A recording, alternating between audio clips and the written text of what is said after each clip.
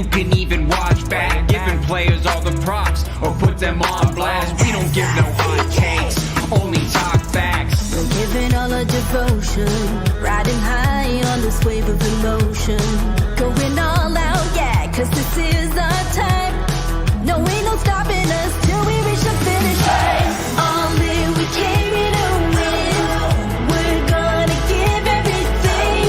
S-I-C-K on the run. S-I-C-K, sick. On fire, we're ready to fight. We'll bring the house down tonight. S-I-C-K on the run. S-I-C-K, sick. Play it on the car ride, play it when you lounge. X and O, you know that we can hold it down. Shout out to my man Sammy, got it off the ground. And to all the listeners tuned in right now, got debates, analysis, and speculation. This is sports talk for the new generation. You know where to find us, got a reputation. Sick podcast, your #1 sports destination. We're giving all our devotion, riding high on this wave of emotion. Going all out, yeah, 'cause this is our time. No, ain't no stopping us till we reach the finish line. All in, we came here to win. We're gonna give everything. S-I-C-K on the run. S-I-C-K, sick. On fire, we're ready to fight. We'll bring the house down tonight. S-I-C-K on the run. S-I-C-K, sick. S-I-C-K, it's the sickest podcast. Tune in for the audio, or you can even watch back. Giving players all the props or put them on blast. We don't give no hot takes, only talk back. S-I-C-K, S-I-C-K, S-I-C-K,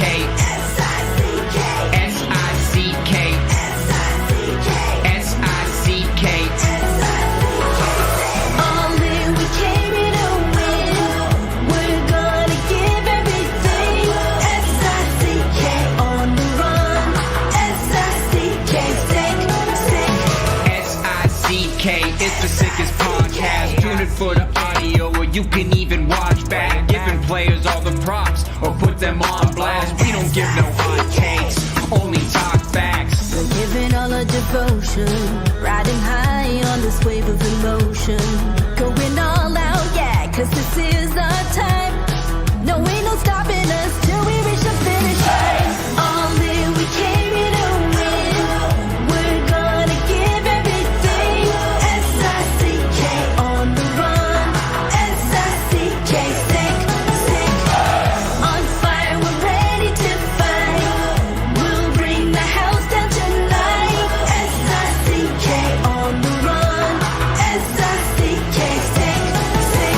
Play it on the car ride, play it when you lounge. X and O, you know that we can hold it down. Shout out to my man Sammy, got it off the ground. And to all the listeners tuned in right now, got debates, analysis, and speculation. This is sports talk for the new generation. You know where to find us, got a reputation. Sick podcast, your #1 sports destination. We're giving all our devotion, riding high on this wave of emotion. Going all out, yeah, 'cause this is our time. No, ain't no stopping us till we reach the finish line. All in, we came here to win. We're gonna give everything. S-I-C-K on the run. S-I-C-K, sick. On fire, we're ready to fight. We'll bring the house down tonight. S-I-C-K on the run. S-I-C-K, sick. S-I-C-K, it's the sickest podcast. Tune in for the audio, or you can even watch back. Giving players all the props or put them on blast. We don't give no hot takes, only talk back. S-I-C-K, S-I-C-K, S-I-C-K, S-I-C-K, S-I-C-K, S-I-C-K. Turn up your volume. Because you're about to listen to The Sick Podcast. The Eye Test with Pierre, McGuire, and Jimmy Murphy. The Stanley Cup winning Colorado Avalanche And after 22 years, Raymond Mark! The sickest NHL podcast. It's gonna be sick. And welcome to another edition of the Eye Test here on the Sick Podcast Network. He is Pierre McGuire. I am Jimmy Murphy. Pierre, a crazy night of action in the NHL last night, a full slate. We only got, I think, 4 games tonight. But we'll look back on last night, look ahead to tonight, and discuss some other hockey topics in a bit. But before we do, Pierre, I just want to send, and I know you share this with me, our best wishes and let Matt Dubray, the voice of Union College men's hockey on radio and television for the last 20 years, know that we're thinking of him, sending him good vibes and love. He has just been diagnosed with acute lymphatic leukemia. So we're sending our best to Matt. I know you know Matt, Pierre. Jimmy, I think you also have the information on there too, in terms of different things that people can do to help Matt along the way. And so if you could actually put that out there, that'd be great. But everybody's thinking about you, Matt, right now. I can tell you that. I've spoken to numerous people today, and you're in everybody's thoughts, you're in everybody's prayers, and you're going to do it. You're going to go in there and fight, and you're going to get it done. And that's the number one thing that you have to do, and it's all got to be positive energy. I've gotten a real bad phone call once in my life, and I had to go through a lot of the same stuff, and you're going to do it. You're gonna do it. Where everyone's behind you, and I will post the GoFundMe link on my Twitter handle. You can go to @Murphy'sLaw74, all one word. Thank you, Jimmy. @Murphy'sLaw74. Jimmy, that's so classy. Thank you, Jimmy. That's really nice. Thank you. Of course. And we, of course, maybe sometime when Matt's getting through this, we'll get him on the on campus. Well, I think you and I should take a little run out there to Schenectady. Our good friend Doug Christensen, the commissioner of the league, he's a Union alum. They're building a new rink there. Okay. RPI's down the road. I'm going to be talking to Coach Smith from RPI tomorrow. I don't want to make the Union hockey people upset, but I'll be doing an interview for the ECAC with Coach Smith tomorrow. I just did one with Coach DeRocher from Clarkson, one of the top female coaches in the country, and that actually just went on the ECAC website, I think, today. So that's going to be another thing that we'll be doing to try to help grow the game, especially at the college level. But we're going to go in there and see, Matt. You and I will definitely do that at some point this season. And, that's what the hockey community is all about, Pierre. And that was on full display last night in Columbus as they paid tribute to the Gaudreau brothers. I thought, it's a tough situation. People don't understand what goes on behind the scenes. You've seen it, Pierre. You've been in the arenas before broadcasts and everything for situations like that. We referenced the game after the marathon bombing in Boston in 2013. It's a lot of work, and you want to nail it because it's such a, you want to pay tribute to the person the best way you can. And I thought they just nailed it so perfectly. And when they went out there to start the game and they let the first 13 seconds wind down with no left wing out there for the Blue Jackets, I'm not afraid to say it. I lost it. I had tears coming down. It was an amazing tribute. And then this moment happened, Pierre. Let's go to a goal in a game later in the game. It wasn't the first goal, but this was a magical moment as well.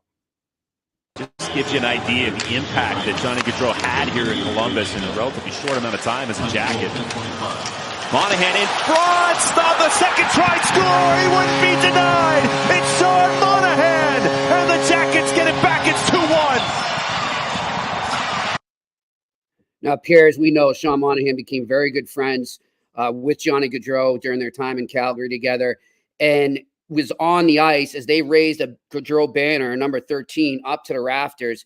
He held Gaudreau's baby and was on the ice there with his wife, with Mrs. Gaudreau. And, for him to go out and then do that, I thought was amazing. And then I don't know if you saw that stat I sent you from Aaron Portzline of his face-off stats, but he was near perfect. I think he was like at 85% or something. It was unreal. So, what a game for him on an emotional night. And you saw him point his finger up to the banner there after he scored.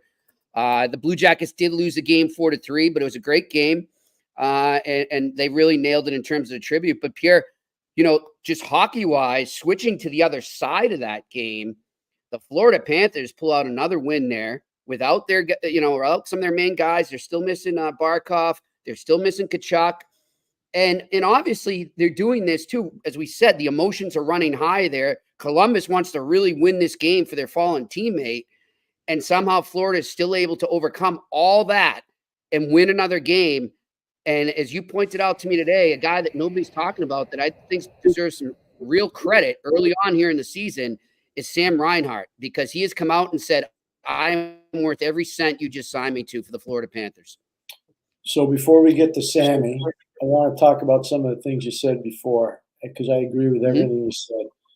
Number one, McConnell family, the owners in Columbus, they deserve a huge amount of credit for this.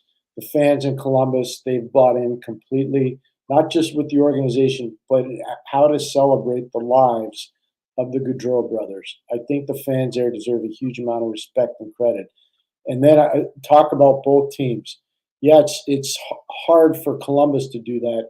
It's equally hard for Florida to do that. And people need to know that. That's a hard game for both those teams to play. Paul Maurice handled it really well. Matthew Tkachuk's text before the game. Right, because he couldn't be there. Spectacular. What he asked his teammates to do out of respect to Johnny Gaudreau, to walk in with Skittles and blue Powerade, I thought was spectacular. And I bet you the Gaudreau family had a good chuckle with that. And at that time, sometimes levity is a good thing. It's not a bad thing. But Mike Priest deserves a lot of credit, who's the president of the team there. Donnie Waddell deserves a lot of credit. But to me, the professionalism of both teams is something that Johnny Gaudreau would have appreciated more than anybody else. And the same for his brother Matthew. So I think, Jimmy, you touched on a lot of great things, and I'm really proud of you for that. Sam Reinhart's a different story.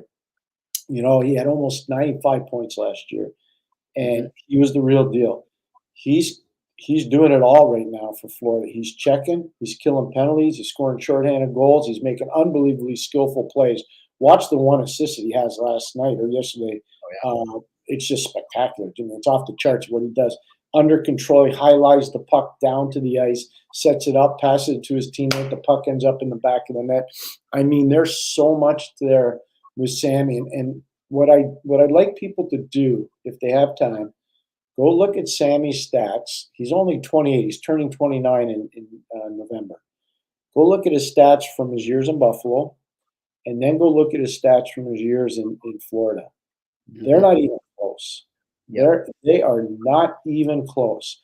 So if you're evaluating your team in Buffalo, you say, okay, I know he started young, but okay, what happened? Why couldn't he do that here? He take this massive leap. He's almost doubling his points. What's he doing? He's surrounded with better players. His enthusiasm for the game is better. So there are ways, if you're in Buffalo, there are ways you can make your team better just from studying this one player. Yeah. That's a great point, Pierre. I'm just telling you. That's a great point. I don't think teams do that enough. I don't think upper management people do that enough. They made a mistake. They made a mistake trading him, okay? They did. Yep. They made a mistake. So don't compound your mistake. Well, Pierre, do you think that what you're saying, it's great. It's a great idea, and more GMs and more teams, more coaches should all do it. Do you think it is part of the pride factor that they don't want to admit that they made that mistake, and they don't want to, by saying, look at what they're doing and look what he's able to do there, they're owning, which I think is the wrong thing to do. I think you should always own your mistakes and you learn from them. That's how you succeed in life. But I wonder if some of that is just stubborn pride. It may be, but that's probably why they're doomed to fail. There's no perfect person. There's none. Everybody makes mistakes. I can take you through chapter and verse of a lot of mistakes that were made with some of the teams that I worked with, Jimmy, and I've owned up to them, a lot of them.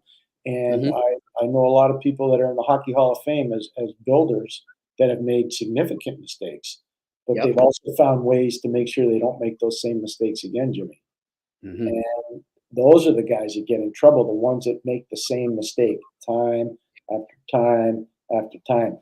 You know, the one cool thing that I read the other day, and I've talked to you about this both on and off the air.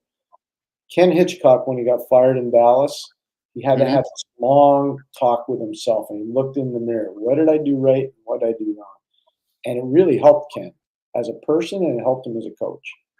Patrick Waugh, I was reading this the other day. Patrick Waugh, after he got fired in Colorado, and he couldn't get anybody to call him. Nobody wanted him. Nobody would hire him. Jimmy. Nobody would call him. Nobody. I know.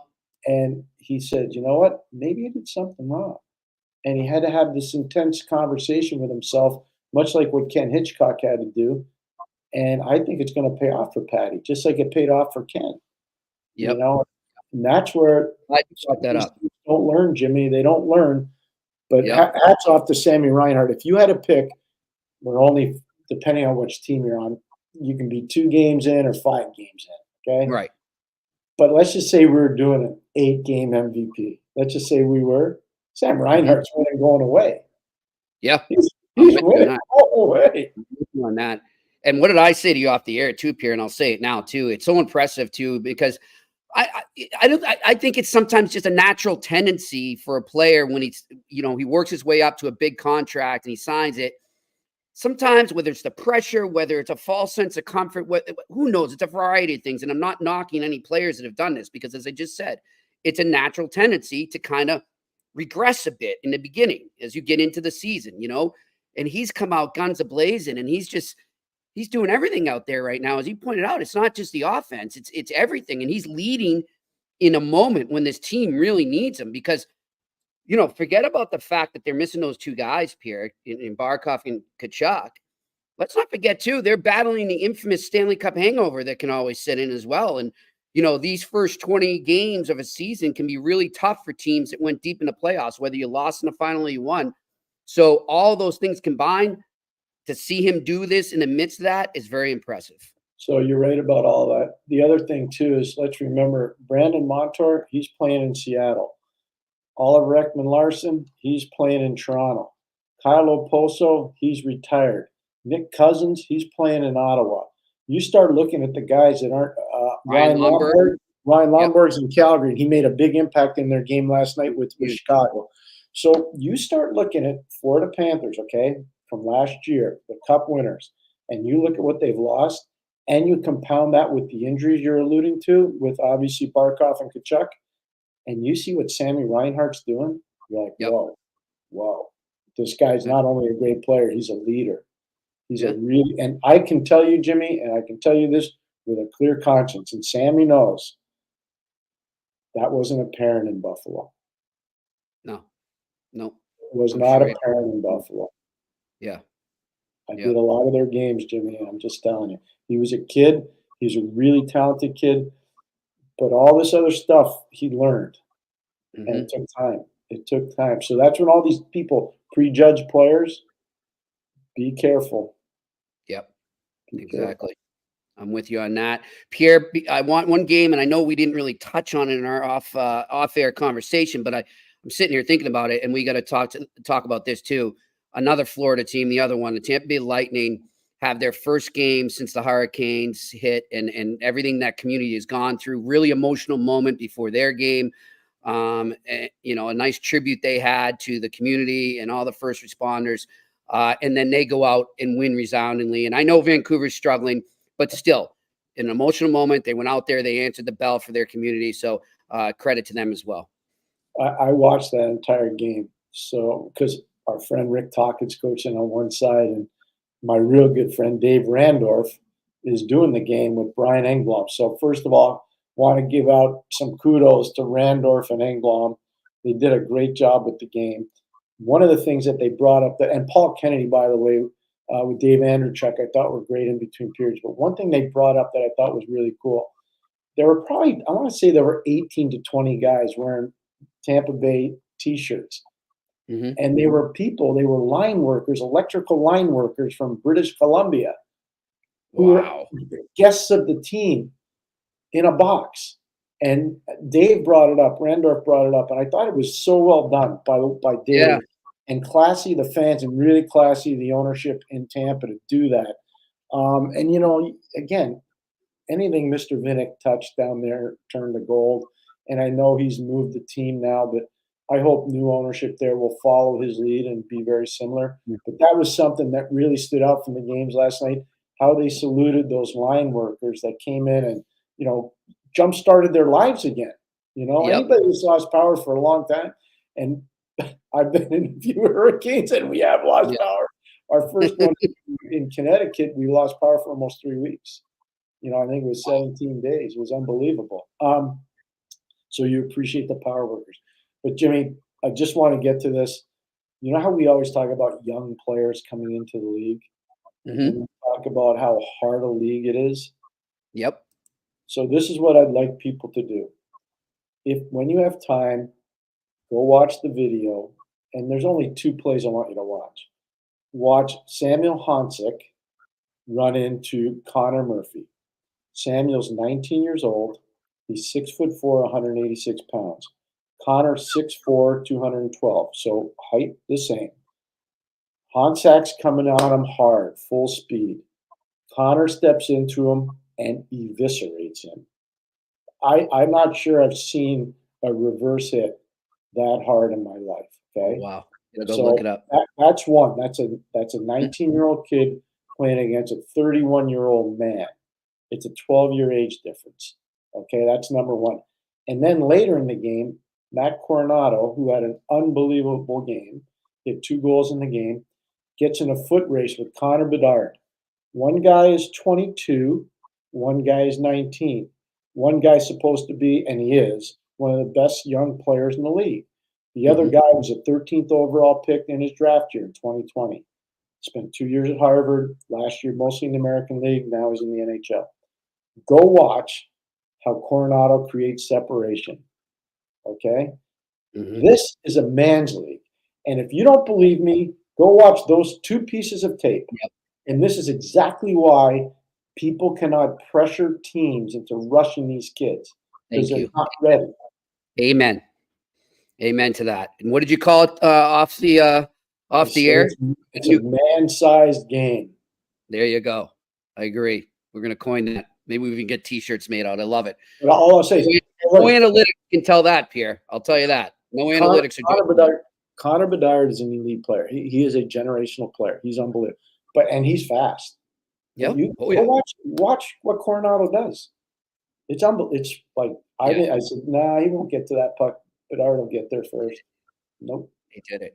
No. And Pierre, I mean, I know we started to give them a little credit yesterday, but we got to continue. What a start here by the Calgary Flames. I mean, Ryan Huska. You know what's cool? His players know it too. You can see there's enthusiasm there. And I texted with a coach today in the league, and I congratulated that coach. I'm not going to tell you his name. And I said, I want to congratulate you on your start. But one thing that's really apparent about your start is your players are buying into what you're selling in terms of strategy. Okay? Because I watched this one team really close, and they're doing virtually everything the coach wants, because I know what the game plan is that the coach is trying to present. And I'm watching Ryan Huska's guys, Jimmy, in Calgary, and they're following his plan. Now, I don't know if it's going to work the whole year. They had a lot of things happen for him that have gone right. But it's working now, and the guys are having fun. And that's a big part of the solution when you're going through a rebuild. And the guys having fun, coming to the rink in a positive attitude. And not to take away anything from what you just said and from what Huska's doing, Pierre, I wonder, too, just another element that I think kind of weighed over them last year was they were in sort of that we have to accept that we're heading into a retool, rebuild on the fly, whatever you want to call what they're doing. But they were in that sort of purgatory period last year, and they're selling off guys on the trade market, and then a lot of guys are leaving the dress. It was just, there was a lot of things outside of just being in the rink and playing hockey. And I think that to have a summer free of all that, they knew what they were coming in, and to just be able to focus on the game, I think has helped that team right now. Well said. I agree. I think that's good. You want guys wanting to be in the room. You want them to be part of the solution, not part of the problem. Sometimes when you're going through a rebuild, some guys are part of the problem. Right. They don't want to be there. They don't want to deal with it. They can be old. They can be crotchety. They can be just nasty guys. They weren't always that way, but as you get near the end of your career, sometimes that happens. I don't blame them. It's human nature. It's the way stuff goes. But Calgary is one of the bright spots this year. You talked about the Tampa Vancouver game. Here's my message, and I haven't talked to Coach Tocchet. I hope I can when we're on this trip. They put their press clippings away, all those men. The only guy that brought the heat yesterday, and I'll tell you right now, I like most of their players, but the one guy that brought the heat yesterday, and he was good, was Quinn Hughes. Quinn Hughes was really good. He wasn't a little bit good yesterday. He was really good. But they need more guys like that. And you know, everybody, Pettersson's an easy target. They're going after him pretty good there in Vancouver. Say that.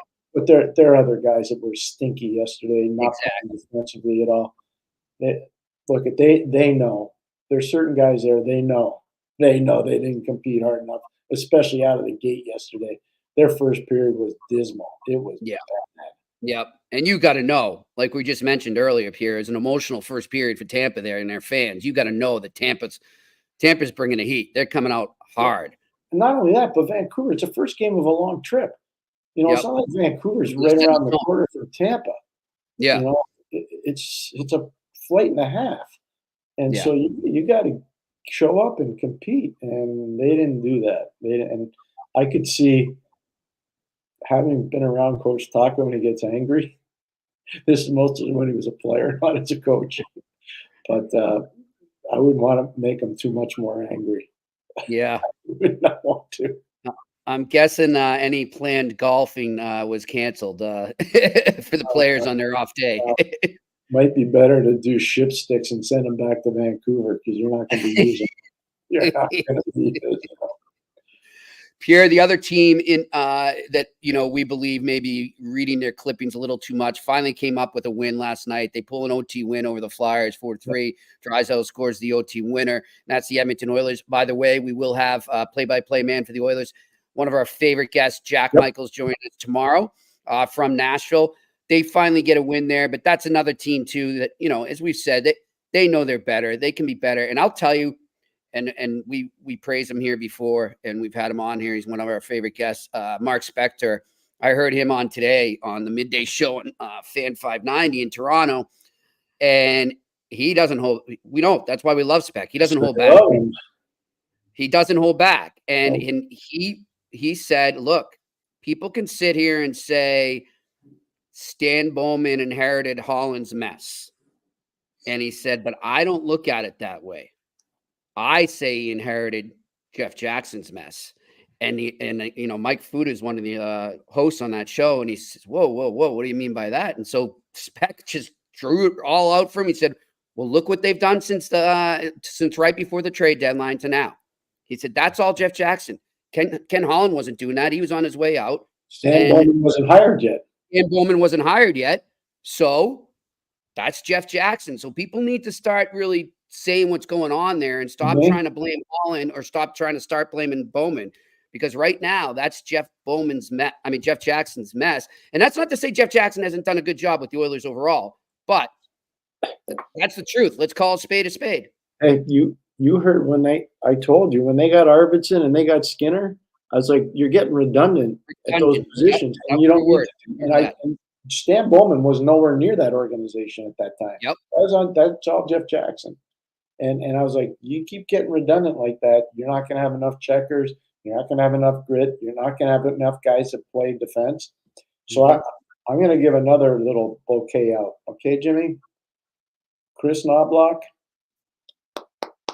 coaching last night. Draisaitl didn't, and yesterday was it that I was telling you until those guys want to play defense, and I said McDavid, Draisaitl, Nugent Hopkins, Zach Hyman, until they want to play defense, they're never winning with those forwards not competing. Draisaitl didn't compete in one sequence. It led to a Philadelphia Flyer goal. Knobloch sat him out. I think he missed 2 or 3 shifts, if I remember correctly. Yep, I think it was 2. He missed 2. Okay, maybe it was 3, 2, 3, whatever. He sat him down. He probably didn't yell at him, but he just sat him down. A player knows when he's being sat down. Yep. And what does he do? He goes out and gets an assist, and he scores. Now, it's in overtime when he scores, and I think you and I might have scored that goal. But he did it. He did it. He won the game. Good on Knobloch is right, because that's a star. And, it takes a big set of to do that sometimes, Pierre, considering the superstar status of a player. And I have a theory, Jimmy. I brought that up. I have a theory that I've shared with Scotty, and he agrees with me. A coach has to make a difference over the course of 82 games with decisions in game 10 times. That's 20 points in the standings. 10 times, whether it's sitting a guy out, benching a guy, changing a line, changing a matchup, pulling a goalie, calling a timeout at the right time.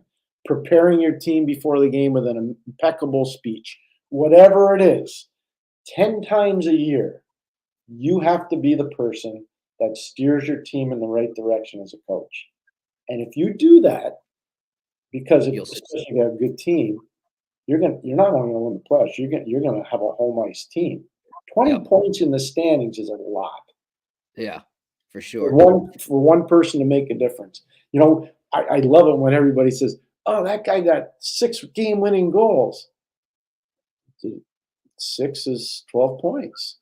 Yep. If a coach makes a difference 20 points a year, you're in good shape. And sometimes they do it more than that. You know, and I'm thinking about it, Pierre, too. You look at the teams that are in the mix, but they can't push over that hump. Well, there could be your difference. You know, like I'm thinking those teams kind of in that 7 to 10 slot in a seeding, you know, when you're trying to get to the playoffs, those 20 points can be huge.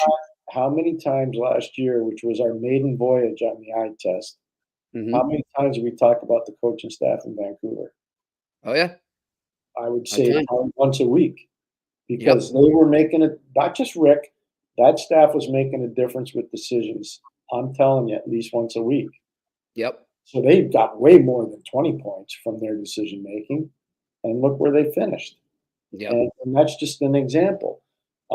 Obviously you have to have the players to do it. I mean, if you don't have a good team, it doesn't matter what your decisions are, you're still going to lose. But in this case, I thought Knobloch did the right thing, and he deserves a lot of credit for that. A lot of credit. And Pierre, we don't script this. I didn't even bring it up in our prep talk today. And by the way, A to Z me, I agree with you right now. The sun is coming through and kind of taking away my face on the green screen here. But we'll deal. I'll lose my right ear in a second. It's all good. But yeah, it is, Pierre. I totally forgot to put the shade down before the show. My bad. But I'm glad you brought that up about the coaching, because I'm sitting here and I'm reading up on some Bruins stuff, and I saw the video from after the game day skate in Denver today. Bruins are playing the Avalanche tonight on TNT and Max, and Jim Montgomery didn't hold back. And it took me back, Pierre. Do you remember when we played the clip of him really ripping into his team, probably right after Thanksgiving, American Thanksgiving, early December? They were in a little swoon last year. I do remember. And it took them out of it. It pulled them out of it. Well, he's not wasting time now. And you know what? I should have grabbed the clip. Maybe I'll play it tomorrow. But Pierre, he reeled into the team again after he did it the other day after the game, immediately after the loss to Florida in the matinee.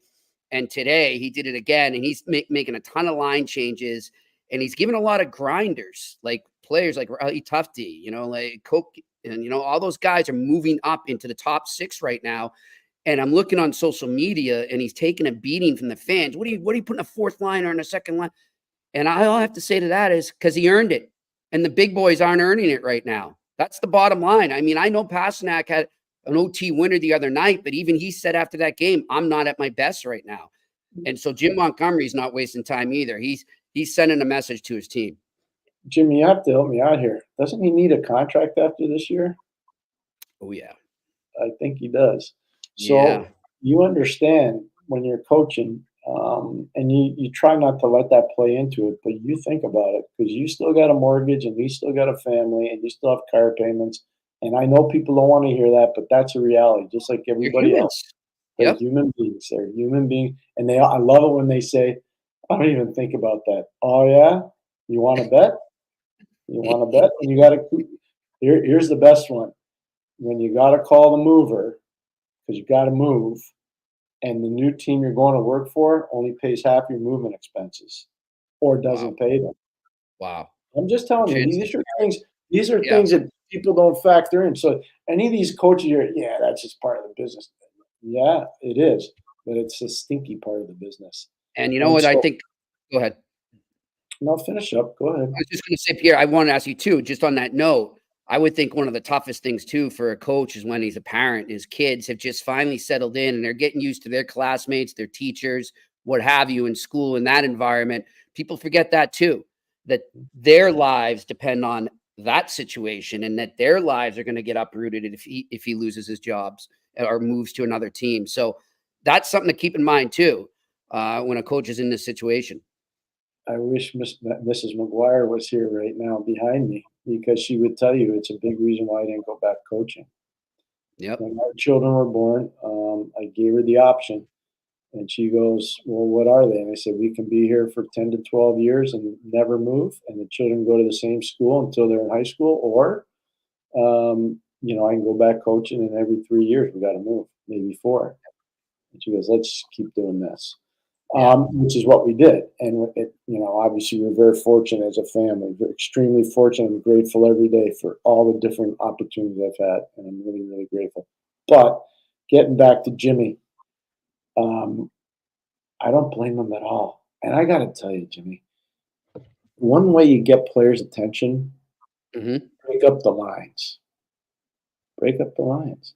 You used to be able to do it different ways, You used to say we're breaking up the roommates because guys always had roommates. Now they get their own rooms after a certain amount of time in the league. So you can't do that. You used to be able to send guys down without waivers. Now you can't do that. So there's certain things you got to do. And one of them is you got to get your players' attention. And the way you get their attention is what Jimmy's doing right now. And I know people are going to yell and scream at him. And if it works, you know what they're going to say? The guy did a great job, but he was lucky. He was lucky. Yeah. He was lucky. Yeah. Okay. You got it. It's like anything else. Sometimes you got to wake people up. Yep. You got to. And I like what he's doing right now. And by the way, too, the player hey, I'm going to admit I was wrong so far. I haven't been that impressed yet with Zadorov. Well, Zadorov's down on the third period now. What did I warn you about right on this show? What did I warn you about? There's a reason why he's been on 4 teams in 3 years. Colorado, Chicago, Calgary, Vancouver, Boston. There's a reason why. Yep. And I most of his time in the league, it's been in the Western Conference. So I understand people don't watch all their games. I completely understand that. And I'm not saying he's a bad player. They just see how big he is. But there's a frustration point with decision making that happens with this player. And it's not because he's not trying. He's trying to do too much. He makes misreads and he gets out of position and he puts his partners in tough spots. And so it starts to snowball. And that's what I talked to you about when they signed him. And I still, you can ask him. I really like the player. Like I praised him a ton. He was in Colorado. But I also know why he's moved around so much. Yeah. And it's interesting, Pierre. I remember I told you when you were at the game with me last week, and I went over to Scouts Row and spoke to a scout for a while. And he goes, "Jimmy, he'll be on the third pairing before you know it." He goes, "Just trust me." And he goes, "It's not a knock." He just said the same thing as you almost. He goes, "It's not a knock on his skill. It's not a knock on him by any means. It just is what he is." And too many times teams are trying to put him in a position where he's doomed to fail. They need to utilize his strengths. And he thinks that scout says, "I think that's better served on a third pairing." And that's where it is. And it's not a knock on him. I think it will help everybody else fall into place. I would never knock the person or the player. I like both, but it's creating the proper role for him. People have misread him his entire career. They have. Every single stop has misread him. You know what's the best example? That's a lot, Jimmy. That's a lot of stops for a guy that hasn't been in the league that long. Yep, Pierre, and I know you'll remember, I'm not sure our listeners and viewers will, but a great example of this to me is Hal Gill. And what he was on TV last night. I watched him in Nashville last night. Yeah, he does a great job there. And what he was cast to do when he was in Boston, and this is before Char ever arrived or any Char was even brought up, but they basically wanted him to be a Char, to be a top pairing type Char type player because of his size. And it wasn't necessarily him. It just because he's big doesn't mean he's going to be that guy. And, he just sort of never could fall into the right role in Boston. And then he winds up in Pittsburgh, Pierre, and he becomes a shot blocking machine. He becomes a great depth guy in the third pairing, a huge leader in the clubhouse. And he's part of the cup team there. And it just shows you where sometimes you may want a player to be something he's not, and you need to accept that he's not that, because there will be another role for him on the roster. Hal Gill was a tremendous athlete. He was an awesome football player. He was a quarterback, and he is a tremendous athlete. But here's what I can tell you. So back in the day, Al Sims played with Bobby Orr. Then they had Al Peterson, who I ended up coaching in Hartford, playing with Raymond Bourque. Then Hal Gill played with Raymond Bourque. You know what I mean? So they've always had these tall, lanky guys playing with, star players. Brings defense. It's just been like over the years. And I know I'm going way back, but it's just been reality. There's a pattern. And so Hal was mistypecast in this situation, but you nailed it. Him in Pittsburgh. Ask Ray Shero, the general manager that won the cup when he was there. He'll tell you. Hal Gill was really important. Ronnie Hainsey. Hainsey was really important. Like, I'm telling you, there's something to be said for those guys. And you're right on, Jimmy. That's a really good pickup by you on Hal. Really good pickup. And remember what he did in Montreal too? He figured it out. He'd been in an original six. He had street cred from winning the cup in a tough situation. He merited a lot of respect. I was living in Montreal when he was there, and I used to walk down to have coffee with my wife at a certain place on Green Avenue in Montreal. I knew exactly where you're talking. I see Hal there all the time. You're like, what are you doing? I said, I got a day off. What are you doing? I'm practicing. Yeah, I might have seen him in Hurley's a couple times, but we'll leave. No, I didn't see him there. I know he's been there, but I haven't seen him. Yeah, he was the bouncer, kicking me out. Anyhow, but yeah, that's good. I love that. Good point by you there, Pierre. And the other thing I want from last night, the final thing, Pierre, Dallas Stars don't play their best game, but they find a way to win there. And it was interesting. I was talking to a scout this morning, just kind of shooting the breeze. Is he hearing anything? And he just said, Jimmy, one team, I don't know when it's going to be, probably won't be for a bit, but they'll make a big move to add to that blue line. He said the Dallas Stars. And I said, but they got a pretty good defense already. He goes, but they're all in. He says, watch that team. Watch that team, Pierre. Yeah, so, and I think we kind of knew that. I agree with that. They're all in. Ryan Suter left that team. So it's gonna, and Lundqvist is not one of their most popular players. Mm-hmm. So on defense. So I think you're right. Whomever that scout was is right. What's concerning about that game, and I am not trying to pick a fight with the people in San Jose because I think they're doing a good job. I really do. But if Will Smith is only going to play 10 minutes or a little bit more, and I think last night it was like 10:35 or 10:36. Yep. That's not, you can't be doing that. Yeah. And then they had to take the shootout. It was I've never had to do it, so it's easy for me to say it. But it was a very pedestrian move. It wasn't. So Pierre, as we said off air on this topic too, reminds us of Krasinski in Chicago, and how they kept him up here, kept him up in the NHL last year, and basically he gets demoralized with all the losing and all the just he wasn't ready, and then they throw him down there this year. It's like the Sharks don't do that with Will Smith. Now is the time to put him down there if you're going to do it. Figure it out. No, here's what I'll say though, in defense of them, because I do like a lot of what they're doing. They brought in some more character guys. Toffoli's been good there.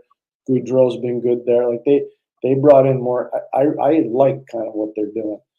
Oh, I really like what they're doing. Yep. And obviously Celebrini's special. We know that. Everybody knows. And Will Smith's going to be special too. He is. He's going to be really good, Jimmy.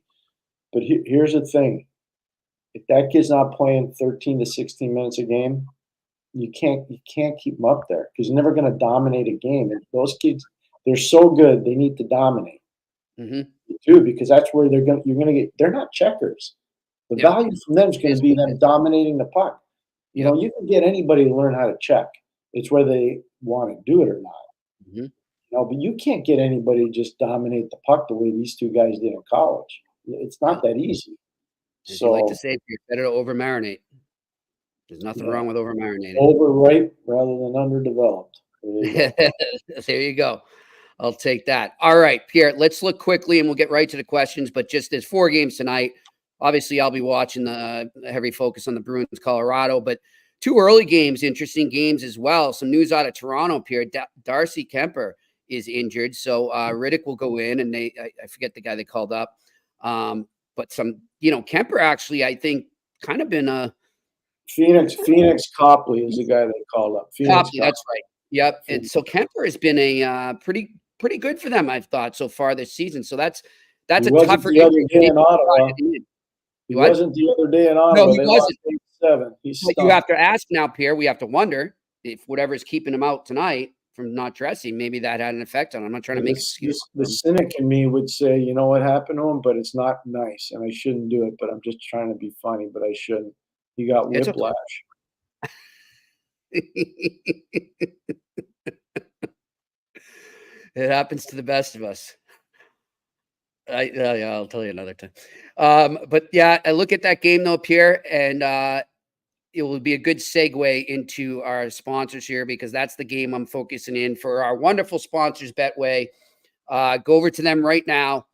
As you pull it up there, Betway is the leading global online betting and gaming brand. Follow your gut instinct and go with Betway. You can hit the QR code right there if you're watching us right now live, or you can go over to betway.com, and you can also remember, you must be 18 and you have to gamble responsibly. And that is the game I'll be focused on for my pick of the night. 1-3 now, since Columbus didn't win last night. Still a good effort by them. But I am looking at the Toronto Maple Leafs in the first period. I think the Leafs had a slow first period the other night. They bounced back nicely as the game went on, but I think that's been a heavy emphasis from what I'm reading in practice is better starts for the Maple Leafs. I think they come out, take the puck line in the first period with the Toronto Maple Leafs. All right, Pierre, let's get over to our Q&A. What do we got? Alex Evanowski. Isn't it obvious right now teams like Edmonton and Colorado are really struggling because they are trying to win games 6-3 instead of 3-2? And for it be, point night for their stars? Same old story. Great call by you, Alex. I wouldn't put Colorado necessarily in there right now. I think Colorado really is struggling to adjust to the injuries they have right now. But I think it's hurting them. I think Nathan McKinnon, he's an amazing player. He can do so much, but at the same time, I almost think he's trying to take on too many roles. So that's my thing with Colorado. But I look at maybe Edmonton and Vancouver, I think are perfect examples of what you're saying right now. No Taves, no Drouin, no Lehkonen, no Nichushkin, no Landeskog. No winning. No winning. Exactly. It's too much. It's too much firepower that's out of the lineup. And I don't want to be super mean on this, but Georgiev has been nothing to write home about. That's why they picked up another goalie last week. Yeah. I was wondering why they didn't go after Husso. I think he cleared. Oh, he cleared. But there's a little thing called the cap. Yes, that is it. And Husso would kind of mess that up. There we go. Mitch Balin. Did Colorado mess up by not claiming Husso? Well, Pierre just answered that for us. Cap. All right, next question. A to Z me. We all kind of predicted that Edmonton would struggle this year keeping the puck out of the net. Do you guys think the ship will reverse course, or are they kind of stuck on this journey? Ouch.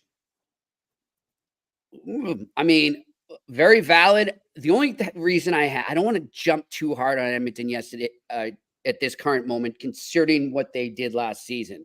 I think at this time last year, we were all ready to just bury them. It was worse last year. Way worse. We got the coach fired. Yeah. So I'm hesitant to jump down their throat. Right. The team I'm disappointed more with is Vancouver right now. That's the one team I'm really disappointed with more. But I have faith in Rick Tocchet, in his staff, that they'll correct that soon. All right. Next question. Randy Workman, Pierre and Jimmy, the players are so happy here. That's Calgary he's talking about. How does Huska keep the spirit up in the bad times? Making them have fun, empowering them to make decisions, letting them play a system that they like playing in that helps them win. They got some young guys that are having a blast. You know what? An NHL per diem is a ton of fun when you go on a road trip and you get a big envelope. It's fun. And then you get to see your paycheck every 2 weeks and you're like, wow, this is really good. I get paid to do this. So they're having fun doing it. They're young guys. For a lot of them, it's their first time through. For some of them, they're not old enough to know what bad times are really like in the league. I like what Dustin Wolf has done. A lot of them, their farm teams in Calgary. It's an amazing city to want to live in. It's an easy city to live in. It's fun. It's a great place. So, I think Ryan doesn't have to do much except just keep coaching and pushing the right buttons. Yep. And I would say too, just to echo what Pierre is saying too, and what I said earlier, Randy, is the atmosphere is different. A lot of these young guys were up at points last year and experienced what a downer it was to be around there. And I think now they just kind of know they came in there free. Like, I mean, there's no weight on their shoulder. Nobody was expecting anything from them. They come in, like Pierre said, go out and have fun and surprise us. And so far, that's what they're doing. Yep. Next question. Steven Gredanis. I hope I'm pronouncing that right. Gredanis. Let me know if I screwed it up. Pierre, with the emergence of Gooley and Hudson, do you see Montreal trading Matheson next year or at the deadline this year?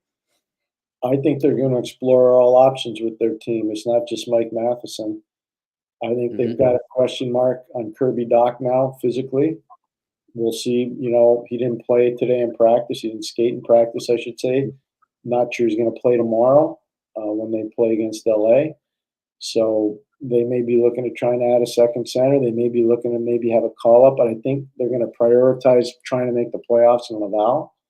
So I think because of where they are right now, the Canes are pretty comfortable with their young guys, and I think anything's possible for them, anything. But I really like what the management has done there. I know people get mad here. They want them in the playoffs right away. I'm just telling you, it's not that easy to do. And I think they're well on their way to being really relevant in a short period of time. I echo everything you're saying. And Pierre, as I said, when we were getting on right before we came on, I was listening to our good friend Jeff Gordon, who of course appeared here 2 weeks ago on the eye test. You can check that out on our YouTube page and all the podcast platforms. And one of the things they brought up was, do you feel you're at the point where you want to be buying at the deadline and no more selling? And the answer he gave, I'm just paraphrasing here, he says, oh yeah, we want to buy. We want to buy. We want to use the picks we have right now to buy. We don't want to keep drafting 18-year-olds who, to be quite frank, I'll probably never see play because I'll be long gone. Yeah. And I think that's where they're at here. I don't think if Matheson is to get moved, it's going to be at least until the deadline, if not the offseason, because I think they view him as a valuable component both on the ice and in that dressing room with those young players right now. He's not just a value component for that. I think a lot of NHL teams see him as a valuable component too. So if somebody says, he's the difference between us maybe making the playoffs or maybe being a home ice team or maybe really being competitive to win the cup, and we've got player X, player Y, player Z where we're redundant, we don't need that, maybe they do. I could see a team calling Montreal early before the deadline saying, you know what? Yeah. We like this guy, and we know you got a contract issue, and how are you going to deal with it? And it's going to have to be a roster player, though, Pierre. I'm telling you that. They're going to. It's going to be. We don't want your picks. We don't want your prospects. What's the one thing everybody wants going on the playoffs? Defensive depth. They want defensive depth. Everybody. Yes. Look at all these teams every year at the trade deadline. Why do you think they go so high? Yeah. I saw a tweet. It was funny. I saw a tweet this morning. I think it was our friend Rachel Dory, and she was talking about the Devontae Adams to the Jets trade. And she says, this, arguably the best receiver in the NFL goes for just a third-round pick or whatever it was. He didn't go for much. And she goes, yeah, but you look at hockey. If you're a right-shot defenseman, you're going for a first-rounder. No matter if you're a third-pairing guy or not, you're going for a first-rounder at the deadline. So it just shows you the value of that position in this game. It's huge. All right, next question. Alex Ivanowski, did you see the Sabres fight in practice on Monday? Yeah, we discussed that yesterday, Alex. Should we be on the Sabres tonight or off them? Well, you can do both over at Betway. I'll tell you that. But if I was you, one thing to remember: Pittsburgh's coming back from a road trip. It started in Detroit, went into Toronto, and ended up in Montreal with a win. Loss in Toronto, win in Detroit. So that's never easy at the start of a year to do that. I don't know. I don't like to make predictions on games, and Jimmy knows that. It's not because I'm afraid. I'm not. It's just I don't think it's appropriate for me to do that. But Pierre, I take the betting aside, just looking at the game, I think it's a good point by you to bring up that it's their first game back from the trip. And I mean, as far as conversations I've had on or off the record, opposing coaches obviously they study this stuff. They know the other team's schedule. They know what just happened with them. And they're probably saying, hey, come out hard in that first period, because they might be a little not settled, so to speak. You know, they're just getting back. They're getting their own beds. They're, you know, if they've got kids and wives, they're getting back into that. They might be a bit distracted. And that's when you can catch a team. No, it's fair. But the other thing, too, is don't forget Buffalo hasn't won on the road yet. They started the season over in the Czech Republic. And if they have a bad road record this year, they're not making the playoffs. They're not. And if they don't make the playoffs, I think stuff's going to happen. Oh, yeah, for sure. For sure. All right, next question. GB, what's up with the Q? Not producing many top players anymore. It has been like this for a while. I don't know about that. I mean, every league kind of goes through peaks and valleys. Yeah. But I would say this, to be fair, a lot of the Francophone players are now going to BC and coming to the States. They're going to the BCHL. They're going to the USHL. And I think that could change back, though, because now you've got the ability to play major junior hockey and then go play college hockey. So I think there's stuff going on. Don't prejudge the Q yet. I'm going to tell you straight up, Jimmy. My son got drafted in the Quebec Major Junior League, and I let him go to 2 days of training camp before that. That's all you could do. You could go for 48 hours, and they wanted him to play in an exhibition game, and I said no. Because if he did, he was going to be ineligible to play college. But I can tell you right now, I was impressed with the professionalism. I had no doubts that the coaching was great. I had no doubts that, he was going to be looked after medically. I had no doubts, because they gave me the academic presentation, that he was going to be looked after academically. I had no doubts with any of it. So I just, at that time, it was better for him and for us, for him to go to college, go the prep school route, and then go to college. It was just better because he was a late bloomer. When he was back then, I think he was like 5'8". Now he's 6'2". We just knew he was going to be a little slower developing. So that's just how it is. I was going to say the same thing. It's the college influence right now, and I think Quebec has been affected the most out of any of those. All right, next question. Alex Ivanowski, you were talking about a little bit yesterday, national play in regard to Hockey Canada's goaltending problem. I think the U.S. has narrowed the gap in overall skill level. Is Canada vulnerable? Yes. Yes, they are. Well, the team in front of them are going to be pretty good. But Canada's still really good. But no, my biggest concern for both the Americans and the Canadian side, long-term, the cost of playing hockey. Because I think we're going to lose a lot of really good athletes that would have chosen to play hockey, but they can't because the expenses are way too great in both countries. And people are saying, well, why is it not as expensive in Sweden? Because they have government programs.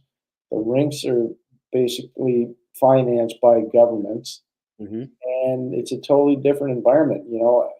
If you're a kid playing, I'm not going to say the team's name, but if you're a kid playing in the New York metropolitan area, okay, and you're playing AAA hockey, the cost for that boy to play, and I don't know what it is on the women's side, but I'll just use the guys, can be anywhere from $15,000 to $20,000 a year. Wow.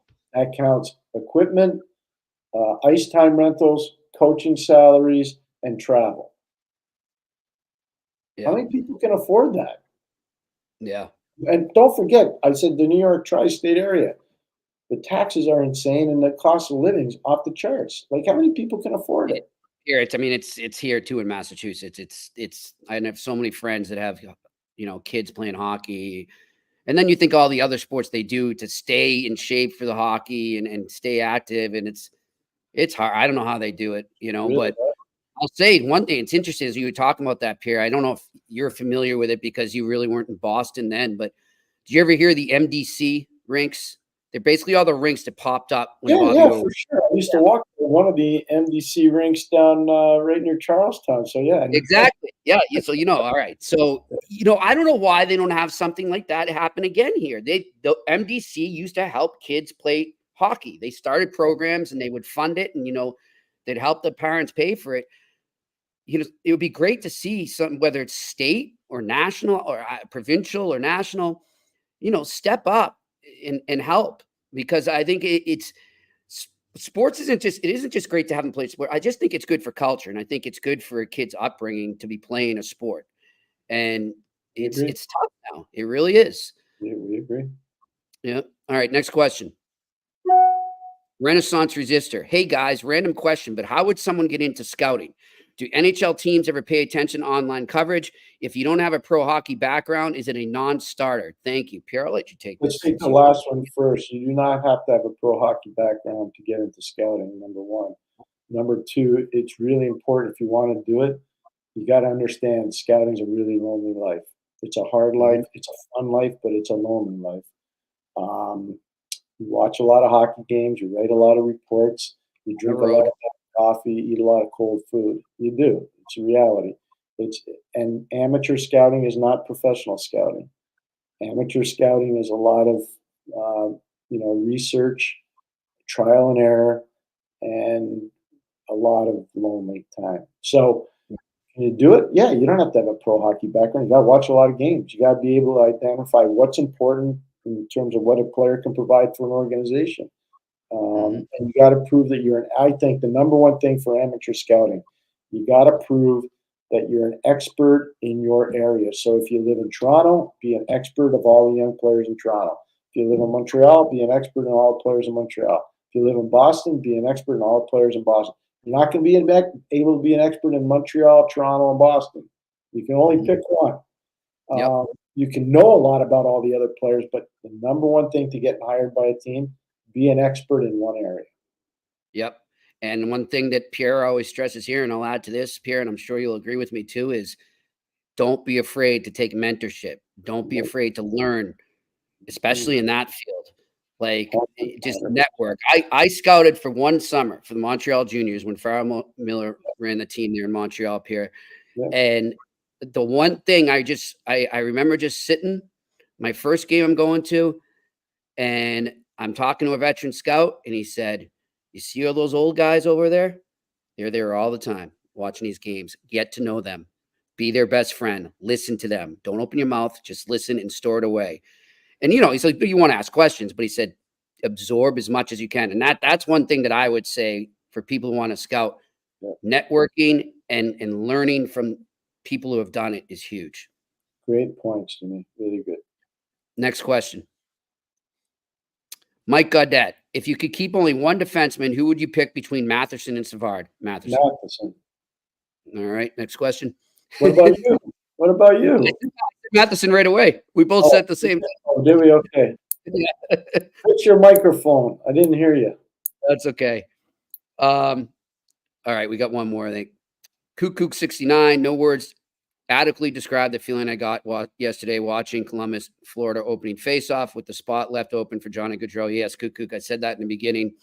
It definitely brought tears, and it was a beautiful touch. It really was. And just seeing, Monahan look over and then go out and score was, the hockey gods were watching. That's for sure. Johnny was watching. That's for sure. And is that it? I think that's it. We got any more?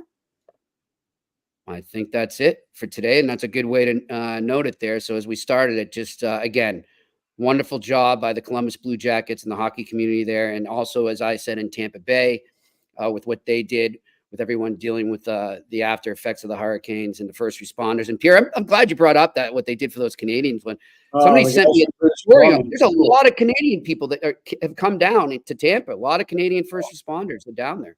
Yeah, no. Well, look, this happens a lot in Canada. It's not hurricanes, it's snowstorms, it's windstorms, it's hailstorms. Fires.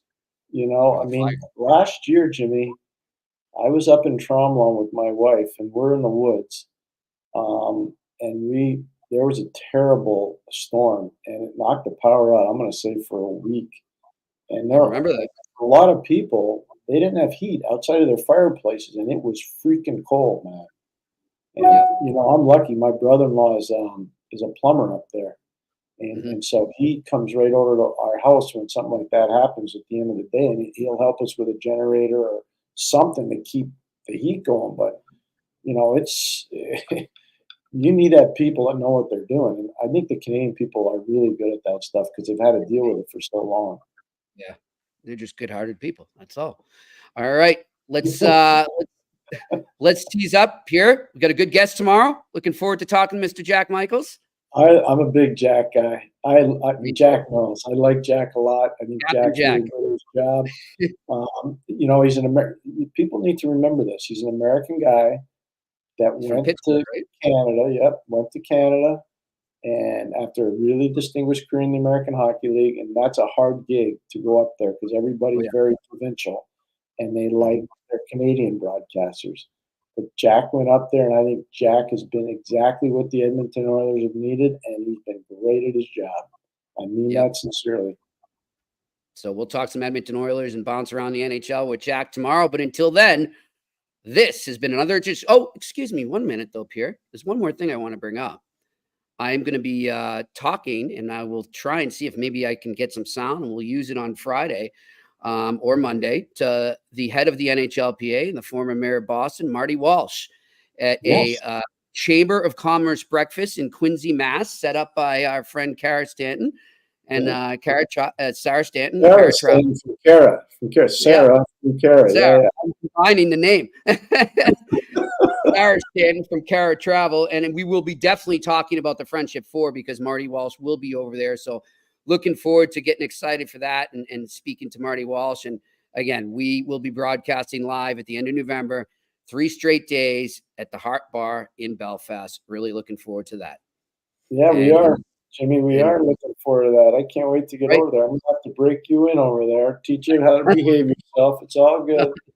We'll start on the flight over. We will. I'll learn. I'm a quick learner. Don't worry. All right. So until then, thanks to our listeners and viewers. Thanks to all our friends working the boards back there up in Montreal. He's Pierre McGuire. I'm Jimmy Murphy. This has been another edition of the Eye Test on the Sick Podcast Network. And that's a wrap. Hope you don't miss us too much until next time. Follow the Eye Test with Pierre McGuire and Jimmy Murphy on YouTube, Facebook, Google Play, and Apple Podcasts.